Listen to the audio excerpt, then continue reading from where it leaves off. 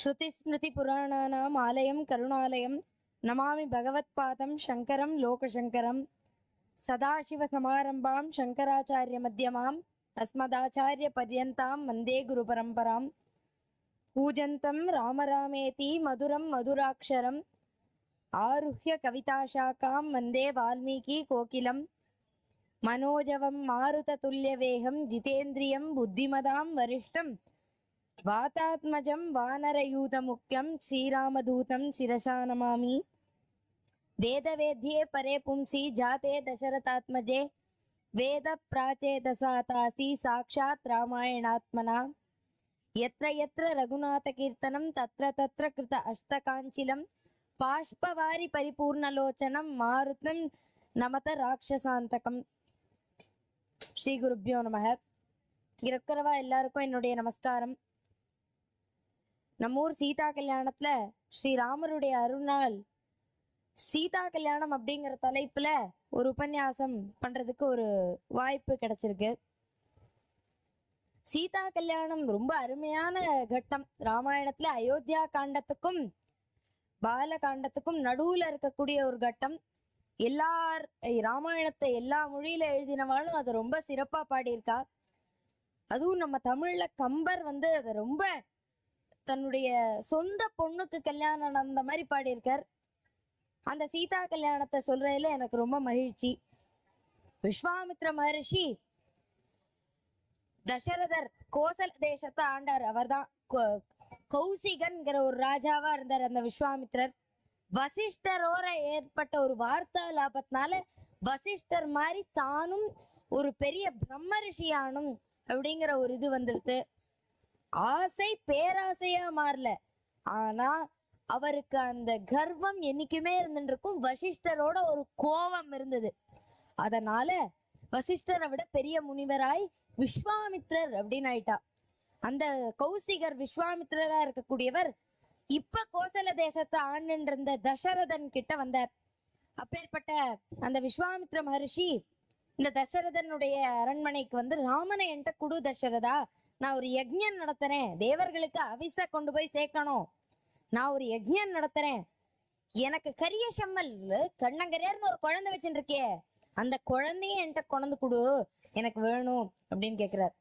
தசரதர் ரொம்ப வெலவெலத்து போயிட்டார். சுவாமி, நீங்க என்ன கேட்டிருந்தா கூட நான் கொடுத்திருப்பேன், நான் சண்டையிட்டு இருப்பேன், நீங்க போய் என்னுடைய குழந்தைய கேட்டுட்டேலே, நான் தவம் பண்ணி பெத்த பிள்ளையாச்சே, புத்திர காமேஷ்டி பண்ணி பெத்த பிள்ளையாச்சே, எப்படி நான் அவனை கொடுப்பேன்னு விஸ்வாமித்ரர், நீ என்னமோ சத்தியம்லாம் பண்ணிய கொடுத்த வாக்க காப்பாத்துவேன்னு, என்ன நீ இப்படி இருக்க, கோசல தேசத்து ராஜாக்கே உன்னால அவ பேர் உண்டாகிறது, நீ என்ன சொல்ல காப்பாத்த மாட்டேங்கிற அப்படின்னு கேட்டோன்னு தசரதருக்கு இந்த பக்கம் சாயர்தான் அந்த பக்கம் சாயர்தான் ஒண்ணுமே புரியல.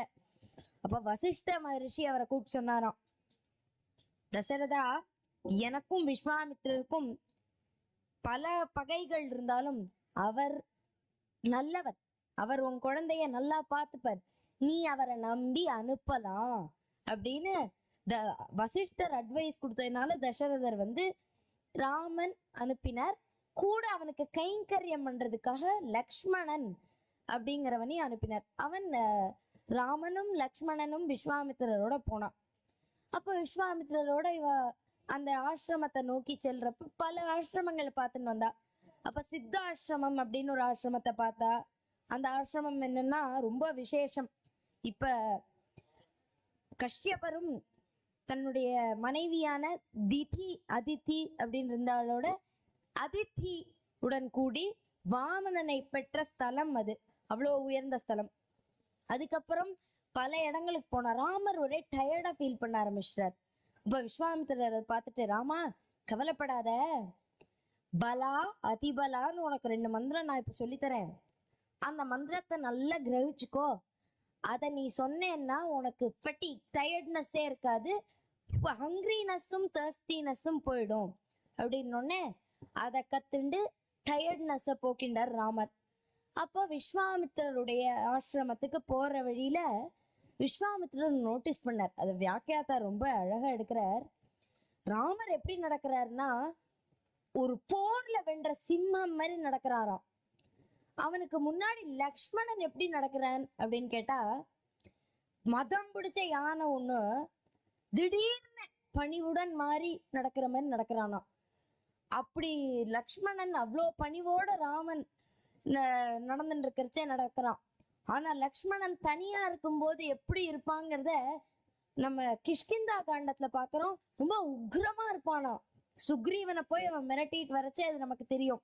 ஆனா ராமன் முன்னாடி அவ்வளோ பணிவோட இருக்கான். ராமன் காட்டுக்கு போறச்சே அவ்வளோ கைங்கரியம் பண்ணியிருக்கான், எல்லா வேலையும் பண்ணியிருக்கான், தூங்காம இருந்திருக்கான். ஒரு மனுஷன் 14 வருஷத்துக்கு தூங்கவே மாட்டானாம், அப்படி இருந்திருக்கான். அந்த லக்ஷ்மணனும் ராமனும் கூட போறா. விஸ்வாமித்திரர் ஆசிரமத்துக்கு வந்தது யஜ்ஞ நாள். அதுக்கு முன்னாடி போய் சேர்றா. அப்ப போற வழியில தண்டகாரண்யம்னு ஒரு காடு வந்தது, தண்டக வனம்.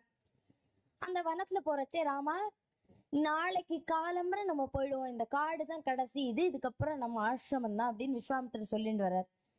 இந்த காடு ரொம்ப வினோதமா இருந்தது. எல்லா செடி கொடிகளும் வாடி போயிருந்தது. ஒரு மாதிரி இலையெல்லாம் கீழே விழுந்து உதிர்ந்து கருப்பு கருப்பா மாதிரி இருந்தது. காடை கண்ணங்கரேன்னு இருந்தது. ராமர் கேட்கிறார், என்ன விஸ்வாமித்திரரே, நீங்க என்ன ஆசிரமம்ங்கிற ரொம்ப புனிதமா இருக்கும், இப்படி இருக்கே இந்த இடம் ஆசிரமத்துக்கு முன்னாடி இருக்கிறது, ஏன் இப்படின்னு விஸ்வாமித்திரர் சொன்னாராம், ராமா, இந்த இடத்துல தாட்டக்கான்னு ஒரு அரக்கி இருக்கா. அவ இந்த இடத்த ரொம்ப மோசமா ஆக்கி வச்சிருக்கா. அவ காலடி எடுத்து வைக்கிற இடம்லாம் வறட்சி ஆயிடுமா. அவ்வளோ பயங்கரமான அரக்கி அவ. அவ ரொம்ப கொடுமைப்படுத்தின்னு இருக்கா. அதனால இந்த காடு ரொம்ப செழிப்பா இருந்தது. இவளுடைய கொடுமை தாங்காம நேச்சரே இந்த இடத்த விட்டு போயிடுத்து, பிரகிருத்தியே இந்த இடத்த விட்டு போயிடுத்து அப்படின்னு சொல்லிட்டு வரச்சு தாடக்கா எதிரில நின்னுட்டா. 1000 யானைகளை ஒன்னா சேர்த்து பார்த்த மாதிரி இருந்துதான் அவளுடைய ஹைட்டும் இதுவும். அப்ப ராமர் விஸ்வாமித்திரர் பார்த்தார், இவதான் தாடக்கையா? ஆமா. ராமா, இவள் நீ வதம் பண்ணிடு. ராமர் உடனே ஒரு நிமிஷம் ஆடி போயிட்டாரு. விஸ்வாமித்திரரே, இவ ஒரு பெண், என்னுடைய முதல் யுத்தமே இதுதான், போய் ஒரு பெண்ணையே வதம் பண்றது அப்படிங்கிறார். உடனே விஸ்வாமித்திரர், இவ பெண்ணுன்னு உனக்கு யார் சொன்னாராமா? ஒரு வளர்ற குழந்தை அந்த சிசுல இருந்து எடுத்து சாப்பிடுற மாதிரி காரியங்கள்லாம் பண்ணா அவ பெண்ணான்னு கேட்டார். இல்ல, இவ அதெல்லாம் பண்ணியிருக்கா, இவ பெண்ணா? இல்ல, வதம் பண்ண. உடனே தன்னுடைய கையின் அந்த பலம், ஒரே வில்லால அந்த தாட்டக்காவை தொலை போட்டு மறுபடியும் அந்த அம்பை எடுத்துட்டாராம். அப்படி அந்த தாட்டக்காவதம் நடந்து அடுத்த நாள் காலையில யஜ்யம். ராமர் அப்பதான் போய் டயர்டோட தூங்கியிருக்கார். விஸ்வாமித்திரர் 4 மணிக்கு எழுப்புறார். அப்பதான் சுப்ரபாதம்ங்கிற ஒரு இது நமக்கு கிடைச்சது. கௌசல்யா சுப்ரஜா ராம பூர்வ சந்தியா பிரவர்த்ததே உத்திஷ்ட நரசார்தூல கர்த்தவ்யம் தெய்வமான்னிகம் உத்திஷ்டோத்திஷ்ட கோவிந்த கருடத்வஜ உத்திஷ்ட கமலா காந்தா திரைலோக்கியம் மங்களம் குரு. எழுப்புறார் ராமரை. ராமர் விஸ்வாமித்திரர் யஜ்ஞம் பண்ண ஆரம்பிக்கும் போது அந்த இடத்துல நின்று அந்த யஜ்ஞத்தை யாரும் தடுக்காம பார்த்துட்டு இருந்தார். 6 நாள் யஜ்ஞம் பண்ணா. 6ஆம் நாள் நைட் அப்ப நிஷாச்சரால் வந்துட்டா. நிஷாச்சரால்னா நைட்ல வாழக்கூடியவா. அவதான் ராட்சசால். இவ தாட்டக்காவின் புத்திராள் 2 பேர் அந்த படைய லீட் பண்ணிட்டு இருந்தா. மாரீச்சன் சுபாகுன்னு 2 பேர். உடனே ராமர் பார்த்தார், இவ மாமிஷம் ரத்தத்தெல்லாம் அப்படி மேலேந்து யஜ்ஞ குண்டத்துல தூக்கி போடுற மாதிரி வந்தா. உடனே ஒரு வில்ல வச்சு ஒரு கவச்சம் மாதிரி ரெடி பண்ணார், ஷீட்.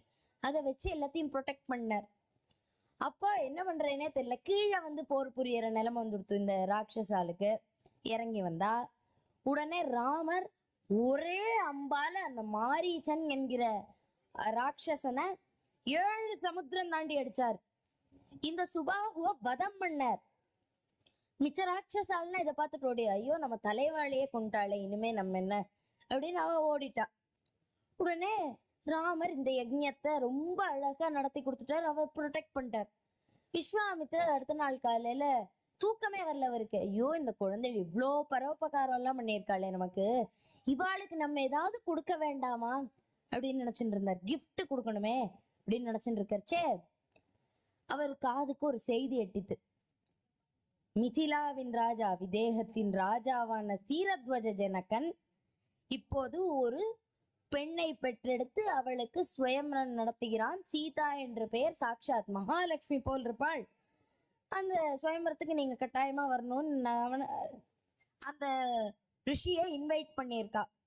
உடனே விஸ்வாமித்ரர் நல்ல சான்ஸ், மெமரபிள் கிஃப்ட் ஒண்ணு கொடுத்துடலாம், இந்த ராமருக்கும் லக்ஷ்மணனுக்கும் கல்யாணம் பண்ணி வச்சிடலாம், வாழ்க்கை பூரா மறக்க மாட்டான்னு அந்த கல்யாணத்தை பண்ணி வைக்கலான்னு கூட்டின்னு போறார் மிதிலைக்கு. அப்ப என்டர்டைன்மெண்ட், அப்ப டிவி போன்லாம் கிடையாது, ஒரே ஆசிரமமா இருந்தது. போற வழியெல்லாம் டூரிஸ்ட் அப்படி ஒவ்வொரு ஆசிரமமா பார்த்துன்னு வரா. அப்ப கௌதமருடைய ஆசிரமம் அங்க வந்தது. உடனே அந்த கௌதமருடைய ஆசிரமத்தை சுத்தி காமிக்கிறார். ரொம்ப பெரிய ஆசிரமம். ராமரை சுத்தி சுத்தி டயர்ட் ஆயிட்டார். அப்ப அங்க ஒரு கல் இருந்தது, ரொம்ப டயர்டா இருந்தார்.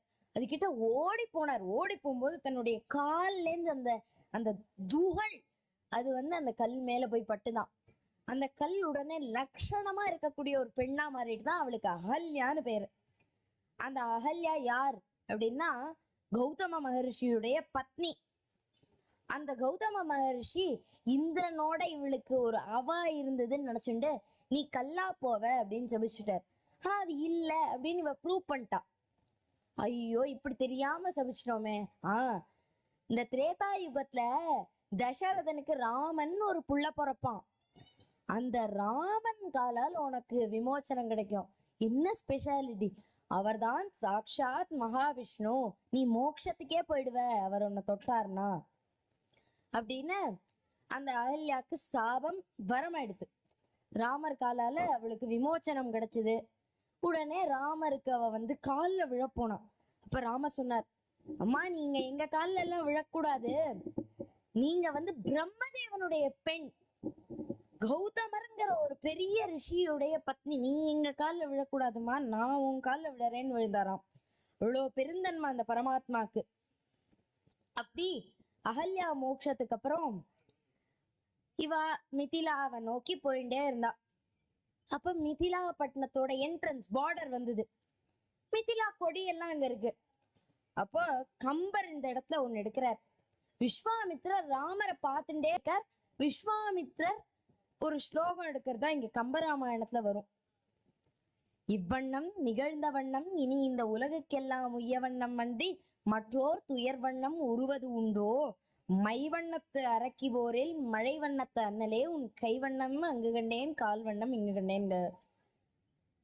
ராமா எவ்வளோ அழகா இருக்க நீ, தாமரை எதழ் மழை கன்றுக்கு உனக்கு, உன்னுடைய கைவண்ணம் அந்த தாட்டக்காவை நீ வதம் பண்ணும்போது பார்த்தேனே, உன்னோட பலம் அவ்வளோ இதா இருந்ததே கைகள்ல. ராமா நீ காலால ஒருத்திக்கு மோட்சம் கொடுத்திய, அது கூட ரொம்ப அழகா இருந்தது ராமாங்கிறார். ஆனா இங்க அவர் பார்த்தேன்னு சொல்ல, பார்த்தேன்னா நம்ம அதை பாக்குறோம் வச்சுக்கலாம். இங்க அவர் கண்டேன்கிறார், அதிர்ச்சியோட பார்த்திருக்கார். ஏன் அதிர்ச்சி அப்படின்னா உலக நியதிப்படி கையானது நம்ம எப்பவுமே அரவணைக்கிற இடங்கள்ல தான் பிரயோகிப்போம். ஐயோ வரட்டும் அவனை கட்டிக்கணும் போல இருக்கே அப்படிமோ. ஆனா காலானது அடாவடித்தனம் செய்யதான் இது பண்ணுவோம். ஐயோ என்ன பண்ணி வச்சிருக்கான், வரட்டும் எட்டி மிதிக்கிறேன் உதைக்கிறேன்மோ.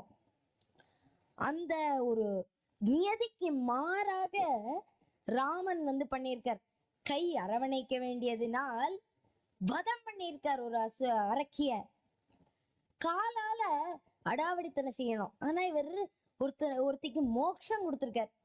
அதனால உலக நியதிக்கு மாறா இருந்ததுனால ஆச்சரியமா பார்த்ததை வச்சு கண்டேன்கிறார். இன்னொரு அழகான தமிழ் இது இருக்கு. அவர் சொல்றார், கால் வண்ணம் இங்கு கண்டேன்.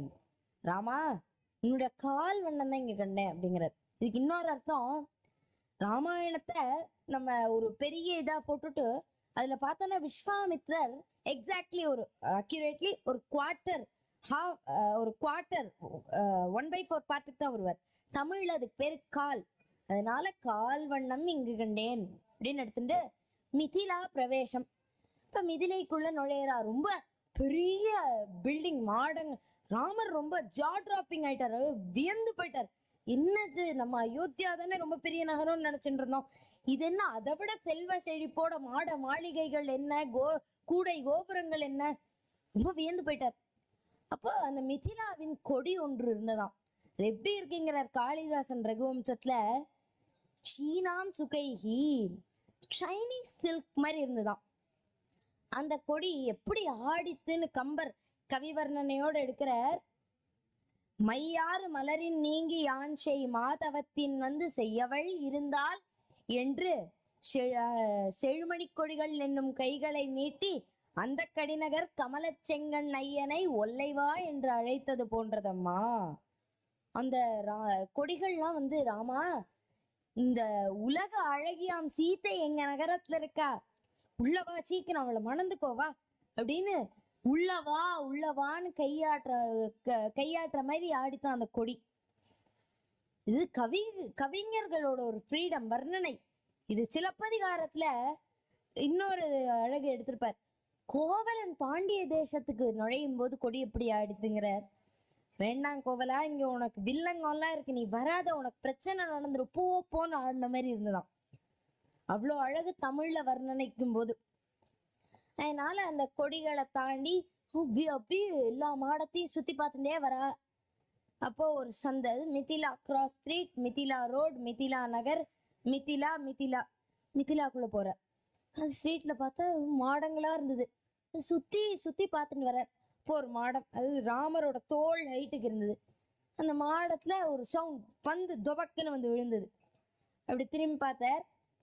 அங்க மேல் மாடத்துல இருந்து ஒரு குரல், சீதா பந்து விழுந்துருத்து, போடி எடுத்துன்னு வாடி அப்படின்னு ஒரு குரல். அப்ப சீத்தை குடுன்னு அந்த கொலுசை கட்டின்னு ஜல் ஜல் இறங்கி வந்தா. அந்த சீதா குனியரா, பந்தை எடுக்கிறா. எடுக்கும் போது நிமிர்றா. ராமர் அவளை பார்த்துட்டு இருக்க. இவ கண்ணு அவரை பாக்குறது, அவ கண்ணு இவரை பாக்குறது, ஐ கான்டாக்ட். ரெண்டு பேர் கண்ணு எப்படி இருக்குங்கிறார். இவர் கண்ணு ஒரு ஃப்ரெஷ்ஷா பூத்த, குளத்துல பூத்த தாமரையோட பிங்கிஷ் இதழ், அந்த இதழ் போல இருக்கான் அந்த கண்ணு. தாயாரோட கண்ணு எப்படி இருக்கு அப்படின்னு எடுக்கிறார். ஒரு மத்யமானது வெளியே அப்படி இருக்கிற மாதிரி இருக்கான். அது ஒரு அழகான ஸ்லோகம். தார்த்த ராஷ்டிரம் கர்ணேஷு, கண்ணு காது வரைக்கும் நின்று இருக்கான். ஆனா அது மகாபாரதத்தோட ரிலேட் பண்றாரு. தார்த்தராஷ்டிரன்ங்கிறது துரியோதனன், கர்ணன்ங்கிறது கர்ணன். அவ நட்பு மாதிரி இருக்கே தாயாரோட கண்ணு. ஆனா உள்ள போய் பார்த்தாதான் தெரியுது அது கிருஷ்ணம் ச பாண்டவக, கிருஷ்ணனும் பாண்டவனும் சிநேகிதம் கொண்டு இருக்கிற மாதிரி இருக்கு. வெள்ளையும் கருப்பும் அப்படி இருக்கான். அது தாயாரோட கண். ரெண்டும் பார்த்துன்றது. அந்த ஐ கான்டாக்ட் நடந்தது யார் பார்த்தாலோ இல்லையோ, கம்பர் பார்த்துட்டார். அதான் எடுக்கிறார். இணையல் நின்றொழி கண்ணோடு கண்ணினை கவ்வி ஒன்றை ஒன்று உண்ணவும் நிலை பேராது உணர்வும் ஒன்றிட அண்ணலும் நோக்கினான் அவளும் நோக்கினாள். அப்படி ராமனும் சீத்தையும் பார்த்துட்டா. அதுக்கப்புறம் சீத்தையும் உள்ள போயிட்டா, ராமனும் நடக்க ஆரம்பிச்சிட்டார். அப்ப ஜனகனின் மண்டபம், சபா மண்டபம் வந்தது. அங்க போய் விஸ்வாமித்ரர் இன்ட்ரடியூஸ் பண்ணி வைக்கிறார். ஜனகா, இவ யாருன்னு தெரியுமா உனக்கு? தெரியலையே சுவாமி, ஆனா இவ ரெண்டு பேரையும் பாக்கறது சந்திர சூரியாள் மாதிரி இருக்காளே அப்படிங்கிறார். ஆஹா, கண்டுபிடிச்சிட்டியே, உனக்கு கிட்டத்தட்ட வந்துட்டிய நீ.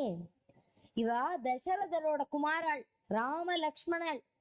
ராமன்கிற பேரை கேட்டு நீங்க எல்லாம் பயந்துட்டு இருந்தேடா. கோடாலியோட இருப்பார். தந்தைக்கு பஞ்சசியமந்தகங்கிற கஷேத்திரத்துல வந்து ரத்தத்தை 5 குழி வெட்டி நிரப்பி அதனால தந்தைக்கு தர்ப்பணம் செஞ்சவராச்சே, நீ பயந்துட்டு இருந்தேடா. இப்ப அந்த ராமன்கிற நாமத்துக்கே பெருமை சேர்க்கிற விதமா சந்திரனோட கிரணங்கள் வீசும் குளிரை தரக்கூடிய அந்த சுகத்தை ராமன்கிற நாமன் சொன்னா கிடைக்குமா? அந்த ராமன் தாண்டா இவன், தசரதனின் குமாரன், இது அவனின் தம்பி லக்ஷ்மணன் அப்படின்னு ஜனகன் வந்து, ஆஹா, நீங்க வரணும் தான் நான் ரொம்ப காத்துட்டு இருந்தேன். உங்க கால் தேடி பட்டதுக்கு மிதிலாவே குடிச்சு வச்சிருக்கணும்னு அவளை தங்க வச்சுட்டான். அடுத்த நாள் காலையில சுயம்பர வேலை. அவன் காலில் வந்து சக்கரத்தை கட்டின்னு ஓடிண்டே இருந்தான், இந்த வேலை அந்த வேலைன்னு. அப்போ இந்த ராமலக்ஷ்மணால் சபா மண்டபத்துல நடந்து போறா. அவன் சிம்மாசனத்தை தாண்டா. ஒரு ஹால் வருது. அந்த ஹால்ல பல சிம்மாசனங்கள் இருக்கு. அந்த சைடு இந்த சைடு இது இருக்கு, டேபிள்ஸ். அப்ப ஒரு நடுவுல ஒரு டேபிள் பாக்குறா. அந்த டேபிள்ல பெரிய வில். விஸ்வாமித்திரர்கிட்ட கேக்குறா, சுவாமி இது என்ன சுவாமி, இவ்ளோ பெரிய வில்லா இருக்கு, இது யாருடையது, என்னதுன்னு கேக்குறா. அப்போ அவர் சொன்னா, இந்த விஸ்வாமித்ரர் சொன்னாராம், இந்த வில்லானது சிவபெருமான் இருக்கார் இல்லையா, அவருடைய வில் பினாகம்னு பெயர் இந்த வில்லுக்கு. ஆனா இந்த வில் ஏன் இப்படி வந்திருக்கணும், அது பினாக்கமாச்சு, அவர்த்தியா இருந்திருக்கலாமே அப்படின்னு கேட்டார் லக்ஷ்மணன். உடனே சொன்னார், இந்த வில்லு கார்த்திகேயனான முருகப்பெருமானும் பரசுராமரும் அந்த சிவபெருமான்கிட்ட பாடம் படிச்சுட்டு இருந்தா தனுர்வித்தை. அப்ப அவர் பயன்படுத்திய வில். ஒரு நாள் சார்கமான தனுஷுடைய நாதம் கேட்டு இந்த வில் முறிந்ததாம். அதனால இந்த வில்ல வச்சு நான் இனிமே பண்றது, பெரிய வில் இருக்கே எனக்கு, இதை விட இதை தூக்கி கொடுத்துடலாம் அப்படின்னு பரசுராமர்கிட்ட கொடுத்துட்டார். ஃபேமிலி கூடயே கொடுக்க வேண்டாம், நம்ம ஆத்துக்கு தான் குப்பை சேரும்னு அவர் வெளியாள்கிட்ட கொடுத்துட்டார். உடனே அந்த பரசுராமர் இதை எடுத்துன்னு வந்து, ஐயா எங்க ஆத்துல ஏற்கனவே ரொம்ப சின்ன நான் ரிஷி, நான் போய் வேற யார்ட்டையா கொடுத்துடுறேன்னு ஜனக பரம்பரையிட்ட கொண்டு வந்து கொடுத்தாராம். அப்பேற்பட்ட வில்லானது இது, அத வந்து ரொம்ப பாதுகாத்துன்னு இருக்கா. இந்த வில் ஏன் இப்ப ஸ்வயம்பரத்துக்கு பயன்படுத்தணும் அப்படின்னாரு ராமர். ராமா, இந்த வில்லானது சீத்தை இருக்காள்ல, ஷோகேஸ் ஹால் அவட்ட வச்சிருக்கா. அவ பெரிய மண்டபம், அதுல ஷோகேஸ் ஹால் வச்சிருக்கா. அதுல இந்த வில்லையும் ஷோகேஸ் பண்ணி வச்சிருக்கும் போது சீதா அதை எடுத்து தன்னுடைய 3 வயசுல விளையாண்டாளாம். அவளே தூக்கின வில்ல ராஜாக்கள் தூக்கினாதானே சீதைக்கு தகுதியானவா, அதனால இந்த வில்ல தூக்குறவாளுக்கு சீதை அப்படின்னு சுயம்பரம் வச்சிருக்காருன்னு விஸ்வாமித்ரர். உடனே ராமர் லக்ஷ்மணர்லாம் அடுத்த நாள் காலையில சபா மண்டபத்துக்கு வரா. அப்படி வரும்போது சீதை அங்க ஒரு இடத்துல பல்லக்குல உட்காண்டிருக்கா, ஜனகன் ஒரு சிம்மாசனத்துல உட்காண்டிருக்கான், மந்திரிகள் ஒரு சிம்மாசனங்கள்ல உட்காண்டிருக்கா, கீழே படி, இங்க இவ்வளோ சிம்மாசனங்கள், அங்க ஒரு 50 சிம்மாசனங்கள், பல ராஜாக்கள் ராஜகுமாரர்கள் உட்காண்டிருக்கா, மேல அந்த பெஞ்ச் கிரிக்கெட் ஸ்டேடியம்ல போடுற மாதிரி போட்டு வச்சிருக்கா, அதுலயும் ஆட்கள் அவ்வளோ நிறைஞ்சிருக்கா. சீதைய பாக்குறது, சீதை யாருக்கு தகுதியானவள் அப்படின்னு பாக்குறதுக்கே பல பேர் உட்காண்டிருக்கா. அப்ப ராமரும் லக்ஷ்மணாலும் விஸ்வாமித்திரரோட போய் ஒரு இடத்துல உட்கார்ந்தா. இப்ப இந்த கான்டெஸ்ட் ஆரம்பிச்சது. ஜனகர் வந்து எல்லாருக்கும் எக்ஸ்பிளைன் பண்றாரு ரூல்ஸ். நீ பாருங்க, இது சீத்தையே தூக்கிட்ட அந்த வில்லு சிவனோட வில்லு, இந்த வில்ல நீங்க தூக்கினாதான் நீங்க அவளுக்கு இணையானவள், இதுதான் போட்டி, இதை தூக்குங்கோ, சீதை உங்களுக்கு தான்ட்ட. அப்போ ஒவ்வொரு ராஜகுமாரால வர, ஒருத்தர் வந்தார் அங்க தேசத்து ராஜா, அவரால் கொஞ்சோண்டு தான் தூக்க முடிஞ்சது. இன்னொருத்தர் வந்தார் வங்க தேசத்து ராஜா, அவர் இப்படி தூக்கிட்டார், கீழே போட்டுட்டார் காலில். இன்னொரு ராஜா வந்தார், அவர் என்ன பண்ணார், தூக்கவே முடியல அவரால். அப்ப இப்படியே போயிட்டே இருந்தது. ஒவ்வொரு ராஜாவா வந்தா கீழே போட்டா தூக்கினா ஒண்ணும் பண்ண முடியல. அப்ப ராவணனும் இருந்தான் அந்த இடத்துல. ராவணன் வந்தான், அவன் வந்து தூக்கினான் அந்த வில்ல, தூக்கிட்டான், நான் எடுத்து ஒரு இடத்துல கட்டிட்டான், இன்னொரு இடத்துல கட்ட போறான். அந்த நான் இப்ப இந்த காலத்து ரப்பர் பேண்ட் மாதிரி அவன் மூஞ்சியில அடிச்சிருக்கான். அப்படி ராவணன் தொப்புன்னு கீழே விழுந்தான் வலி தாங்க முடியாம. அடுத்ததா யார் வருவான்னு பார்த்துட்டே இருந்தார் ஜனகர். இப்ப ராமருடைய முறை. ராமர் வந்தார், வில்ல எளிதா தூக்கிட்டார், தூக்கி தன்னுடைய டோஸ்ல வச்சுட்டார், வச்சு ஒரு இடத்துல நான் கட்டிட்டார், இன்னொரு இடத்துல கட்ட போறார். நான் கயிறு ரொம்ப சின்னதா இருக்கு, சரி கொஞ்சம் வில்ல வளைப்போமே நானை கட்டுறதுக்கு, ஐயோ எட்ட மாட்டேங்கிறது, இன்னும் கொஞ்சம் வளைப்போமே, வில்லே முறிஞ்செடுத்து அப்படி பூமி நடுங்குற அளவுக்கு ஒரு சத்தம். அந்த வில் சிவனுடைய தனுசு முறிந்தது. அந்த வில் முறிந்தது. ஜனகர் சொல்லிட்டார், முறிஞ்சா என்ன, வாட் எவர் ஹேப்பன், முறிஞ்சா என்ன, நான் ஏத்னா என்ன, மை டாட்டர் இஸ் யார்ஸ் ராமன்டர். ராமருடனே, என்ன சார் நீங்க வில்ல முறிக்க சொன்ன, விளையாட்டுன்னு நினைச்சு முறிச்சுட்டேன், அதெல்லாம் முடியாது, பொண்ணை கொடுக்கணும்னா எங்க அப்பா பர்மிஷன் கேட்டுக்கோங்கன்ட்டார். உடனே தசரதருக்கு மெயில் எழுதுறாவ. அந்த காலத்துல மெசஞ்சர்லாம் அனுப்புறா. தசரதன் ஒத்துட்டான், ஜனகா எனக்கு ஆல் ஃபைன், நான் வந்து உன்கிட்ட நேர்ல ஒரு காரியம் பேசிக்கிறேன்.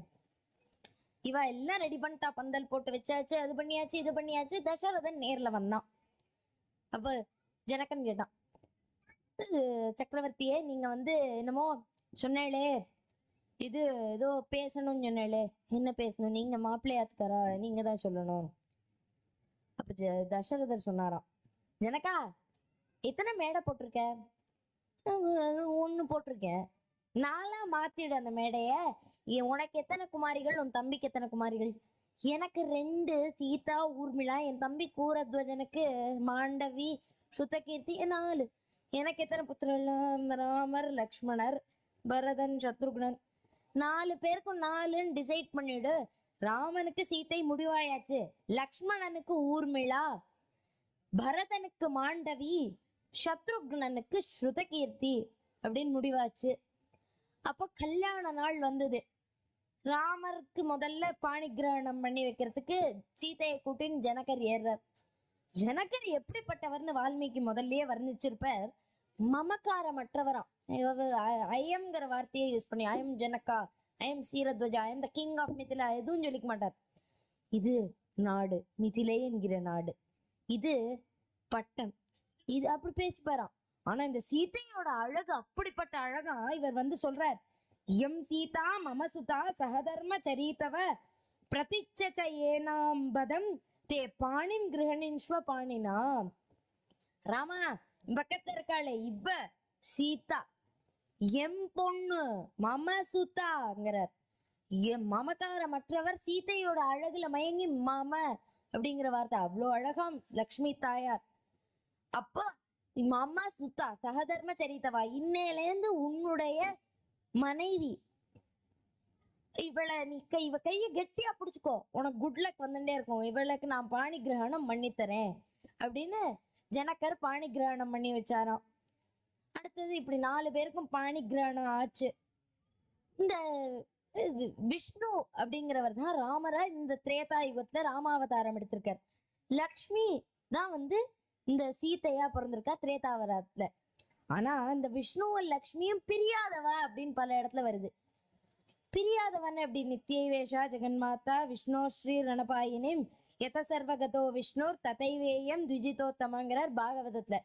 பிரியவே மாட்டாளாம், நித்யவேஷா எப்பவுமே கூடயே இருந்துட்டு இருப்பாளாம். அது எப்படி அவதாரம் எடுக்கும் போது எப்படி கூடயே இருப்பா. ராகவம் அபவத்வே சீதா ருக்மிணீம் கிருஷ்ண ஜென்மினீம் அந்நேஷு சவதரேஷு விஷ்ணோரேஷ ரணபாகினீம் தேவதேஹ்யம் தேவதேஹ்யம் மானுஷேத்வச்ச மானுஷீம் விஷ்ணோர் தேகன ரூபம் வை கரோத்யேஷ யத்மினி தனுங்கிறார் விஷ்ணு புராணத்துல. நீ ராமனா பிறந்தா தாயார் தான், லக்ஷ்மியான தாயார் தான் சீதையா பிறப்பா. நீ கிருஷ்ணனா பிறந்தா அவதான் ருக்மிணி. மொத்தம் நீ பிறந்தா அவளும் பிறப்பா, அவதான் உனக்கு நித்தியமா உன் கூட தான் இருந்துட்டு இருப்பா. நீ உன் கூட அவ கல்யாணம் பண்ணிட்டே இருப்பா. அவ வந்து மனுஷனா பிறந்தா மனுஷியா பிறந்தவன கல்யாணம் பண்ணிப்பா, தேவனா பிறந்தா தேவியா பிறந்தப்ப ஒரு கேள்வி வரும். சரி கல்யாணம் பண்ணிக்கிறா, ஸ்வரூபம் இருக்கணுமே, பரமாத்மாவை விட்டுருங்க. விஷ்ணுக்கு ஸ்வரூபம் இருக்கு, லக்ஷ்மிக்கு ஸ்வரூபம் இருந்தா கல்யாணம் பண்ணிப்பா, இல்லாட்டி நித்யா இருக்கா நீங்க போட்டிருக்கே எப்படி? அதான் திருவாய்மொழியில நம்மாழ்வார் இருக்கிறார். அழகிலேன் இறைமென்று அலர்மேல் மங்கை உரைபார் மாய். மார்ல குடியிருந்துட்டே இருக்காளாம். நீ நான் பிறக்கிறேன் இல்ல கல்யாணம் பண்ணிக்கிறேன் இல்ல, உங்களோட நித்தியம் மார்பில தான் இருப்பேன் அப்படின்னு அக்ரிமெண்ட் கான்ட்ராக்ட் போட்டு வச்சுட்டா தாயார். அப்பேற்பட்ட சீதா கல்யாணம் இங்க நடந்தேருது. லக்ஷ்மிக்கும் விஷ்ணுக்கும் மறு கல்யாணம் நடந்தது. அப்பேற்பட்ட இவ்வளோ பெரிய நிகழ்ச்சி, இவ்வளோ ஸ்லோகங்கள் இப்படி எழுதியிருக்கா. நாராயண பட்டத்திரி நாராயணியத்துல ஒரே ஸ்லோகத்துல இந்த ஹோல் இன்சிடென்ட் அடக்கிட்டார். மாரீச்சம் திராவயித்வா மகசிரசி சரைண்யக்ஷமி நிகன் கல்யம் குர்வன் கஹல்யம் பதி பாதரஜசா பிராப்ய வைதேகதேயம் பினாதாசசன் தருடம் தந்துரத்வி மரீச்சா லப்த்வா ராஜ்யம் பிரதிஷ்சத்வம் திரபபி ச சமம் பரத் பிராத்ருவீரா சதைரா. இந்த கல்யாணம் மாரீச்சனை கொன்னு மாரீச்சன்ல இருந்து அகல்யாக்கு மோட்சம் கொடுத்து வைதேகத்துக்கு வந்து சீதையை கல்யாணம் பண்ணிட்டு அயோத்தியாவுக்கு போயிட்டா. ஒரே ஸ்லோகத்துல எல்லாம் முடிஞ்சிருது. அப்படிப்பட்ட இது தியாகராஜர் ஒரு கீர்த்தனை அழகா பாடுறார். தியாகராஜர் வந்து ராமருடைய பெரிய பக்தன். அவருக்கும் ரொம்ப பிடித்த இன்சிடென்ட் இந்த சீதா கல்யாணம் தான் ராமாயணத்திலேயே. அப்பேற்பட்ட சீதா கல்யாணத்தை ஒரு கீர்த்தனையில தியாகராஜர் பாடுறார். சீதா கல்யாண வைபோகமே ஸ்ரீராம கல்யாண वैभोगमे पवनज स्तुति पात्र पावन चरित्र पवनज स्तुति पात्र पावन चरित्र रवि सोम पवनेत्र रमणीय गात्र रवि सोम पवनेत्र रमणीय गात्र सीता कल्याण वैभोगमे भक्तजन परिपाल बारित शरजाल भक्तजन परिपाल बारित शरजाल भुक्ति मुक्ति तगिल भूदेव पाल भुक्ति मुक्ति तगिल भूदेव பால அப்படின்னு பாடி நாளைக்கு நம்ம சீதா கல்யாணத்தை எல்லாரும் நடத்தி கொடுக்கணும். இதோட என்னுடைய உபன்யாசத்தை முடிச்சுக்கிறேன். शंकरं शंकराचार्यं केशवं भद्रायणं सूत्र भाष्यकृतं वंदे भगवन्तौ पुनः पुनः स्वस्ति प्रजा परिपालयन्त्यां न्यायेन मार्गेण महिन्महिषा गोब्राह्मणेभ्यो शुभमस्तु नित्यं लोका समस्ता सुखिनो भवन्तु कायेन वाचा मनसीन्द्रियै वा उद्यात्मना वा प्रकृते स्वभावात् करोमि यद्यत् सकलं परस्मै नारायणायति समर्पयामि. Thank you.